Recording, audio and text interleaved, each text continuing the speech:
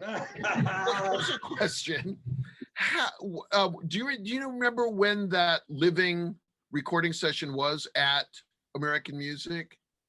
No, It I had to have couldn't been, tell you when. obviously sometime in the middle of 1982, but Yeah. I like nobody seems to know. I'll be talking to Greg Yeah, no, nobody. tomorrow. I had a cassette of the music, and then I think John had the reels. But I mean, I had a cassette of the music, and I gave it to Greg, and yeah, it was just crazy. And you know, that session was wild because they gave me some hippie bass thing. They go, "Hey, you want to try this thing out?" It was like a fretless bass, and I ended up tossing that and go, "Oh, I'll just play my own bass." And Yeah, how about no? yeah, Well, yeah, tell me about the session, because I mean I was pretty into recording bands and stuff back then, to a certain extent, and I would have loved to have gone to that session, but like around that, that's why I want to know, trying to figure out when it was. I was like, because the overdubs and stuff, Duff took his amp and they put him in a different room for a different kind of sound, and he did a bunch of stuff. It was I mean, we practiced in this practice place in Madison Park. right, of course.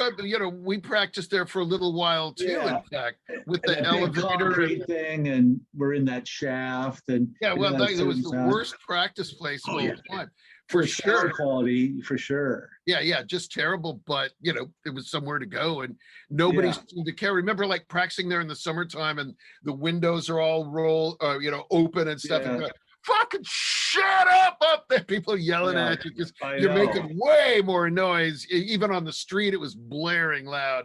Oh yeah, for sure. And and I was playing. I had an SVT cab with the Galen Kruger head with 400 watts, and we had it cranked up to 11 at least. So it was so loud. Oh man. One time we were up in Canada in Smiling Buddha. So Randy Rampage borrows my bass, breaks my strings. And so we had to go to some like drums only in Canada looking for bass strings. And it was just nuts, man. it was, and they go, "Your bass was so loud. That's all we could hear." I go, I was playing this amp that Randy Rampage had, and it had folded horns, and I had no idea that you could be next to it, wouldn't be that loud. So I kept on cranking it up, and it was a wall of sound. It hit the back of the Smiling Buddha and came and like blew my head off. I was like, whoa, it was so loud. And you're just like, I don't know, I'm just playing it the way he played it. I didn't adjust any knobs. No, I didn't touch anything. I was like, okay. It was so loud.